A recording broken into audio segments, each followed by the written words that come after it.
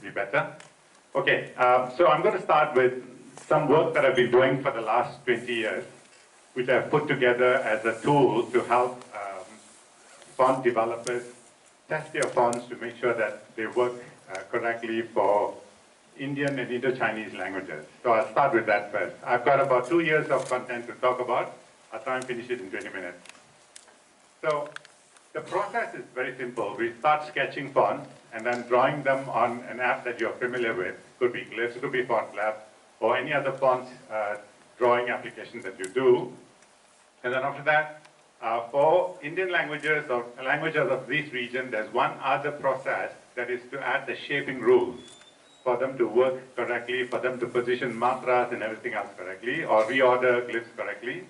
And then we do proofing to make sure that all the features that we have added in the fonts work beautifully well. These are extra things that we have to do versus Latin, where we just draw the glyphs and produce a font. The biggest problem I had when I started doing this about more than 2 decades ago is how do I know if the font that I've built or developed works for the target language without any hitch, especially for languages that I don't speak natively. I've done fonts for all the Indian languages and Indo-Chinese languages, but I would not know for sure if it is actually working the way it should. All the proving tools that I had used before told me or showed me what was available in the font.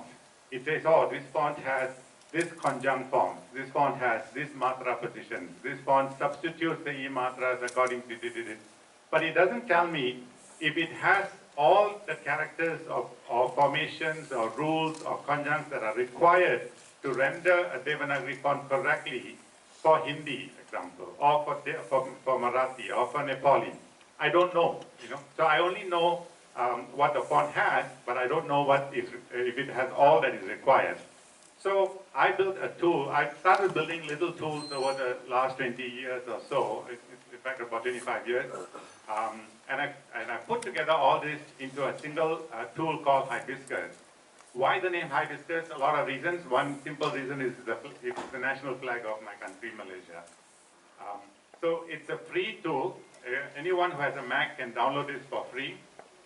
I was told that people like free things, so I just gave it away for free. And it's also open source, so anyone who's got some geeky interest, they can just download this, look at what's inside, compile it, call it something else, put it into another platform and do whatever you want. So let me just show you quickly what this is about, and then move on to other things. Okay. All right. This is showing.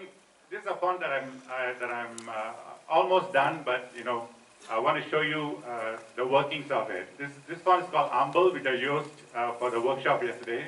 Some of them looked at it and asked a lot of questions about this. It's got 3 scripts. It's got Latin, it's got Gurmukhi, and it's got Tamil. Right?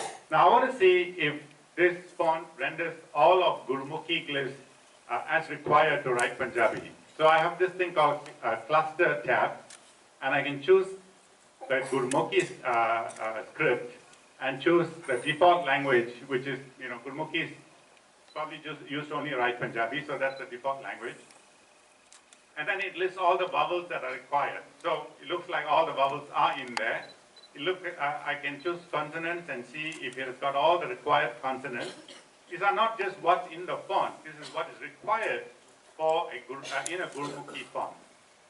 And then I can look at, adding the Ataya, the Pyrin Ra, the half form. You see there's a little glitch in there. I just purposely did that to show you that, okay, this shaping is not done correctly. There was one routine that I just commented off. Let me go back to no subconsonants, and I can add the matras to that to see if they're all rendering correctly.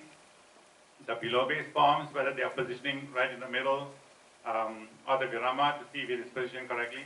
So these are all the things that you can test and see if it is all working together. All the characters that you have designed are presented correctly on the screen or on print. Now, I mean, nothing is complete without looking at words. You can just look at words. You can search words by so many different options. You can look at words that only contain certain words, only contain certain strings. If you know how to type Punjabi, you can just go ahead and type the words that you want. And then, now this tool incorporates over a few 100,000 words for each language in each script. So there are like 500,000 words in Hindi, about 500,000 words in Punjabi, 500,000 words in Marathi, and it goes on like that. So based on your search, you'll just pick up the most common words. Here it's picked up about 10,000 words, you can see. Now I'm going to look at this particular string. I can look at string viewer and look at all the glyphs that are put together to compose that particular word. And you can even look at the names of the glyphs that you have drawn in the font. So it is like inspecting the font and looking at the font and seeing that the font is actually working correctly for the target language. I can also, the same tool also has support for Tamil, so I can look at the Tamil font as well. So you get the idea, and if I switch the script to Tamil and look at the default, which is that default is actually the Tamil language, and it starts picking up 10,000 different Tamil words, and you can see how I've not even generated the font, I've not installed the font in the system, but I can just inspect. So this is a very brief. Hibiscus does a lot more things than this, but I know this is a group of designers and not engineers, so I'm just limiting to that. That's available free. You can just, if you have a Mac, you can just download. If you don't have, and if you have good encoding, you can port it to other platforms. Now let's go to the other end of the spectrum. This is like when you start sketching. I'm done with Hibiscus. Now I'm like, okay, I'm going to start doing new fonts. How can I do differently than what I did 20 years ago?